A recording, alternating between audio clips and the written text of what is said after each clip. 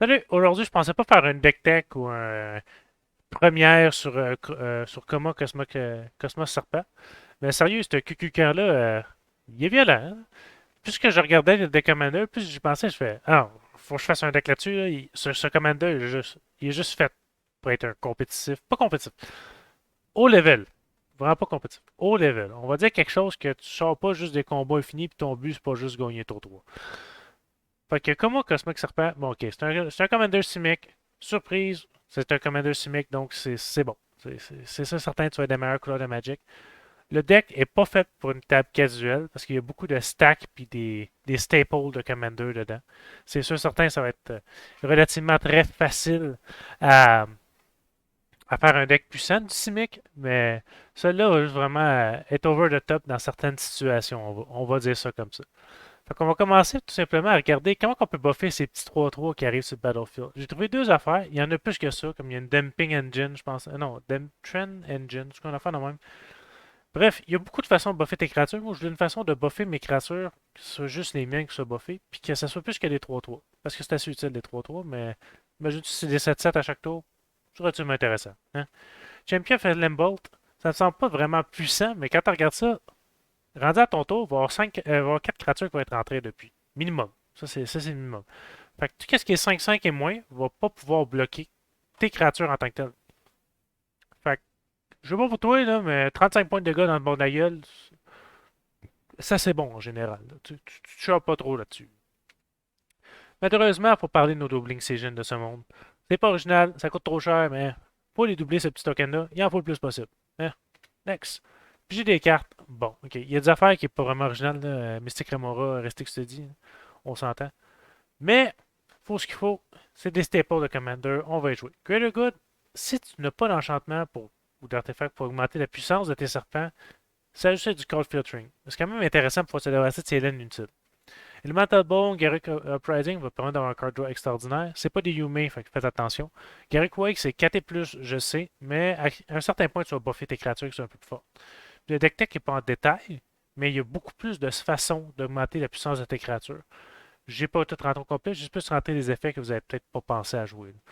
Season of Growth semble pas vraiment puissant, mais tu me dis que tu triggers 6-7 fois. Est-ce que tu paierais 2 mana pour Scry 7? Moi, je dirais que oui. Moi, je trouve que c'est une bonne affaire. Il y a des affaires Kindred Discovery, rien d'original. C'est pour des affaires tribales. Mais on est pas mal tribal serpent, techniquement, parce qu'on va tuer du monde à coup de serpent. C'est pas mal le plan de match, généralement. Cream of the Crop va juste permettre de quasiment tutor qu'est-ce que tu veux, parce que tu vas toujours pouvoir prendre la meilleure carte, mettre le arrêt en dessous. Puis Stencil va juste permettre d'avoir notre aspect un peu stack, mais ça permet aussi de permettre des cartes. Tout ça va falloir protéger. Je vais pas parler des tutors gratuits, on s'en fout. Pas des tutors, excusez-moi. Des counter spells gratuits, tout le monde les connaît, blablabla. Par contre, le commander va falloir le réutiliser. Ça se peut qu'il meure, c'est sûr certain, tu vas pas tout le temps avoir un counter spell dans la main, puis des fois, il y a du monde qui va te targeter en quantité industrielle. Road to Return, Command Beacon va vous permettre de retourner ton commander, de ta commander zone dans tes mains. C'est sûr, ça te met un tour que tu vas rien faire, mais il faut bien faire des affaires dans la vie. Obscuring Haze va juste permettre de survivre, va dire un Blight Steel ou quelque chose de même. Je trouve ça très intéressant. Commander Plate va faire une protection incroyable par rapport à ton Commander. Tes protections toutes. Fait que ça à faire, c'est des Rat Effects. Parce que oui, il y a des effets d'exil dans le bleu. Oui, il y a des effets désagréables dans le vert qui peuvent détruire. Mais la plupart des effets joués en Commander vont avoir du noir ou du blanc si on veut s'occuper d'une créature indestructible parce que ton Commander est carrément indestructible. On va dire ça de même. Des protections aussi, il y a Stealthy Resolve que je trouve très intéressant. Parce que tu vas choisir le serpent. Serpent, ça touche tes tokens, ça touche ton commander. Fait que les deux vont avoir une protection Shroud, tout simplement. Ça va être intargetable, puis ça va vraiment te permettre de faire avancer ton game plan sans trop te préoccuper de ton commander en tant que tel. Tu vas juste pouvoir stacker puis attendre de ton côté. One with the Star semble une inclusion bizarre, mais il faut juste se dire une affaire, c'est que si ton commander devient un god en tant que tel, parce qu'il va être un indestructible, un enchantement indestructible, carrément, ça va être ça, là. Comment tu tasses ça sur la table? Tu peux juste quasiment pas, là. Surtout backend des counter spells. Fait que One the Star semble une inclusion extrêmement importante pour moi. Puis ça va vraiment permettre de faire avancer mon game plan sans trop penser à protéger mes créatures, puisque oui, tu veux protéger ton commander. Le ramp, absolument rien d'original.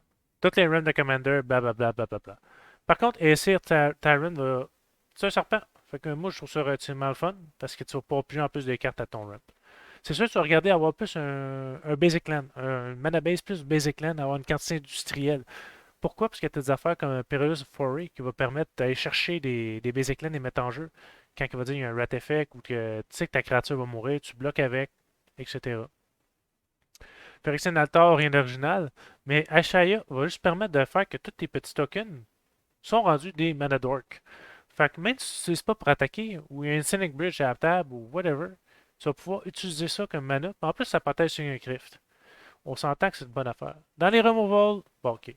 Et les removals normales de Commander, on les connaît. Les Game Control, Empress Galina, on les connaît. Oko, blablabla. Alana n'a pas nécessairement à être la créature la plus overpowered du jeu, mais il y a beaucoup, beaucoup de créatures utilitaires dans Commander. Puis ça vraiment pour pouvoir de sniper ça facilement pour 2 mana. 2 mana, Destroy Creature, je trouve ça relativement correct. C'est sûr que 3 de dégâts ne semble pas le plus puissant du monde, mais ça va aussi mess up les blocs, là, grosso modo. Il y a des effets target qui va pouvoir se débarrasser des créatures comme Willbreaker et Dismiss into Dream. Ça coûte pas cher présentement, ils sont vraiment bons, c'est des effets de trou de cul, oui, mais tu vas jouer un commander qui est plus compétitif sans être un commander compétitif, on va dire plus optimisé sans être compétitif. Fait que tu vas t'attendre à avoir des effets comme ça. Pas nécessairement des combos infinis parce que je refuse de jouer les combos infinis, mais c'est pas mal ça. Helm of the Possession, Helm of Possession, excusez-moi, va pouvoir se débarrasser des petits tokens de merde pour te faire des affaires un peu plus puissants, c'est-à-dire des commanders adversaires. Pourquoi? Bon, tu as des effets stack. Grosso modo, il n'y a rien d'extraordinaire. Mais ce que j'aime bien, c'est que ça permet de jouer, euh, de forcer les autres à pas jouer, en gros. Parce que World of Bone, Dumping Engine puis Overburden va permettre que tes tokens rentrent sur le battlefield sans te pénaliser toi. Quand un player put a creature card, une card, faut que ce soit un non-token. Fait que le recall text est rendu non-token. Fait que tes tokens vont pouvoir rester sur la table. Tu vas pas te populer. Puis pendant ce temps-là, les autres vont avoir des problèmes à rentrer pas mal n'importe quoi, là. Des tutors, il y en a beaucoup. J'ai pas voulu toutes les rentrer. Vous les connaissez. Mais l'affaire que je trouve le fun, c'est le tutor en instant qui est Card of Calling, parce que tu vas pouvoir utiliser en Convoke tes tokens. Il y a plusieurs cartes Convoke qui sont intéressantes à aller voir. Je vous les conseille personnellement. Des Rat Effect, blablabla, c'est qu'un crypt. Mais aussi Walling Wave, qui est un rat pour simplement 4, que je trouve très intéressant parce qu'il va garder tous tes tokens et ton commentaire à la table.